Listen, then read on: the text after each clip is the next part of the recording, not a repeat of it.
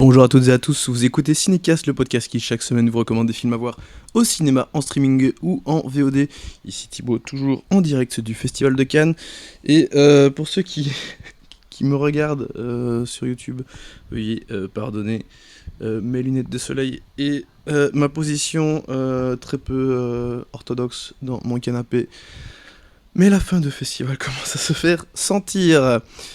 Alors, aujourd'hui, je vais vous parler de Layla's Brothers, Layla et ses frères, euh, présenté en compétition ici au Festival de Cannes. C'est le nouveau film de Saïd Roustahi. Saïd Roustahi à qui l'on doit La Loi de Téhéran, sorti il y a quelques mois, je pense, qui avait été présenté à la Mostra de Venise il y a 1 an et demi, 2 ans.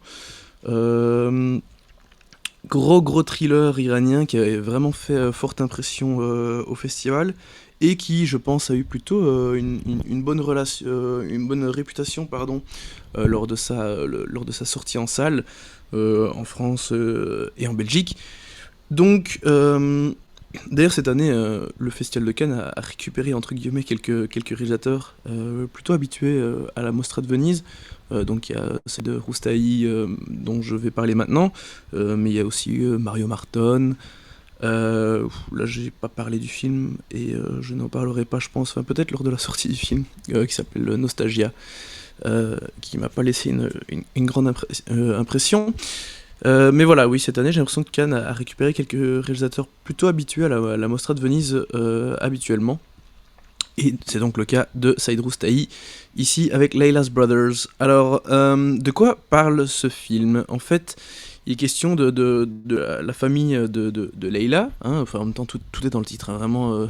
Layla qui a trois frères, quatre, trois frères, quatre frères, pardon.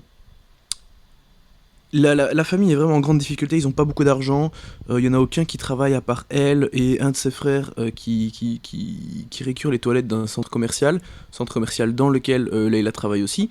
Et enfin, je sais pas si c'est l'aîné ou le second de la famille s'est fait virer récemment parce qu'il y a d'une usine dans laquelle il travaillait, loin de là où vit la famille, pour des raisons économiques, pour des raisons politiques. Bref, ils ont pas de thunes, ils ont globalement aucune solution, mais en fait dans la galerie commerçante dans laquelle, enfin dans le centre commercial lequel Leila travaille, euh, il y a tellement de succès qu'ils vont remplacer certaines toilettes par une boutique, enfin plusieurs boutiques. Et donc l'idée de Leila, c'est d'acheter une boutique, voilà, et de se lancer dans une affaire avec ses frangins. Pour ça, ils vont mettre toutes leurs économies dans l'affaire. Malheureusement, il manque de la thune. Et donc, l'idée, c'est de demander à leur père. Mais en même temps, le père, enfin, il a promis une somme d'argent importante pour le mariage du fils de son cousin. Parce que voilà, là-bas, en Iran, il y a cette idée de patriarche, hein, de personnes un peu respectables dans la famille, qui ouvre un peu le bal au mariage. C'est lui qui doit offrir le cadeau le plus cher, enfin bref. Et sachant que le père, Esmail, il a été humilié par sa famille globalement toute sa vie, quand on lui fait cet honneur de lui demander d'être le patriarche, forcément il accepte tout de suite. Et donc voilà, il y a vraiment un grand dilemme, soit filer l'argent et sauver quelque part ses enfants pour qu'ils puissent lancer leur affaire, soit c'est plutôt une question de fierté, une question d'orgueil aussi, et se dire voilà, enfin je vais avoir mon petit moment de gloire dans la famille. Voilà. Ça c'est très résumé. Euh, Évidemment, ce qui est intéressant dans le film, c'est déjà le fait d'avoir plusieurs personnages, d'avoir cette fratrie avec des profils tous aussi différents les uns que les autres, avec des personnages un peu plus les épaules sur la tête, un peu plus carrés. Il y en a un peu plus loufoques qui ont 10 000 idées, mais pas très réalistes, ou pas très intelligentes, ou pas très sensées, pas très sécures. Donc, quand ils décident de se lancer dans une affaire ensemble, c'est très compliqué pour prendre des décisions. En plus, il y a les parents qui sont bornés, mais d'une force assez dingue. On- ils n'ont jamais donné l'impression de se bouger beaucoup pour leurs enfants pendant toute leur vie. Bon, après, les enfants, voilà, certains, 40 ans, pas de boulot, ils sont pas. Il n'y en a pas qu'un, quoi. Il n'y en a vraiment aucun qui a un travail ou presque. Donc c'est. Ils se sont déjà pas donné beaucoup de moyens eux-mêmes, mais clairement, les parents n'ont jamais soutenu leurs enfants. Donc en fait, le film, c'est vraiment un, un drame familial assez classique, j'ai envie de dire, mais qui explore vraiment les relations entre les différents membres, entre les frères et Leïla, entre Leïla et ses parents, entre les parents et la famille, enfin, en tout cas, entre le père et le reste de la famille, notamment son cousin. Et, euh, et dit comme ça, je sais que je suis pas en train de. Enfin, je me rends compte que je suis pas en train de vous vendre le truc de très très bien. Mais en fait, euh, j'ai passé un excellent moment. Le film dure 2h45, hein, c'est long.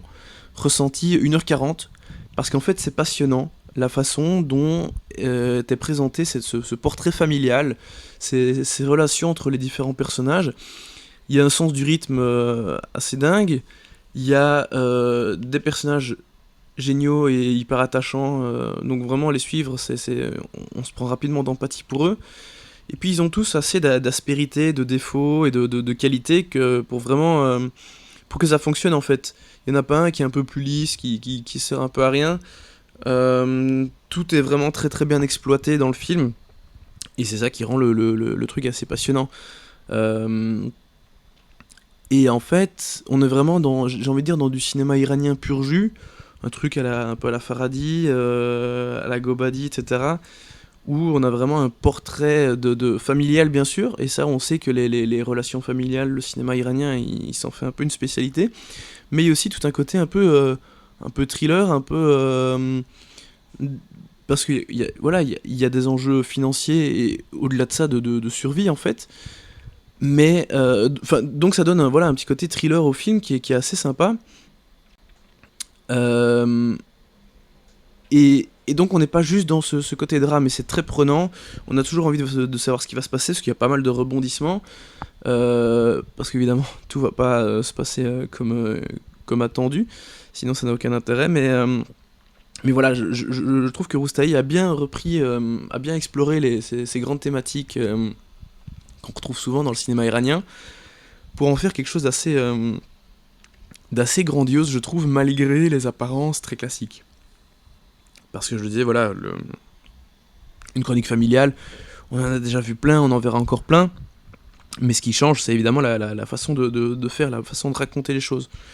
Et quand on le fait quand c'est fait par un réalisateur talentueux, qui a un sens du rythme, qui a un sens de l'écriture, que ce soit dans les scènes en elles-mêmes, hein, toutes les péripéties, mais aussi les dialogues évidemment, puis dans sa façon de filmer les scènes, il y a vraiment beaucoup de choses, il y a beaucoup de talent, et donc voilà, une chose en apparence assez classique, mais faite par quelqu'un qui a des idées très claires, qui a un peu d'ambition, euh, et qui veut donner une espèce de sens de spectacle à son récit. Bah, en fait, tout de suite ça fonctionne super bien, et le public est emballé, ce qui est le cas ici sur La Croisette. Vraiment, le film a d'excellents retours, et certains, beaucoup de monde le voit comme pouvant remporter la Palme d'Or, carrément. Donc, alors je sais pas si c'est ma palme, pardon, je ferai peut-être un. Je sais pas si je ferai un épisode juste avec mes pronos, mais voilà, en tout cas, ça fait très clairement partie du haut du panier de la compétition. Et comme quoi, ben voilà, le cinéma iranien est toujours présent en force. Voilà, il frappe toujours juste. Voilà, tout simplement. Bref, je vais conclure avec ma note qui sera un excellent 4 étoiles. Voilà. Et ceci conclut cet épisode consacré à Layla's Brothers, Layla et ses frères. Euh, Bah, n'hésitez pas à partager votre avis, dans les commentaires, hein, que ce soit sur le film, sur le cinéma iranien, sur ce que vous aimez, ce que vous n'aimez pas. Et si ce n'est pas déjà fait, n'hésitez pas à, vous abonner au podcast sur la plateforme de votre choix. À très très bientôt pour de nouvelles recommandations.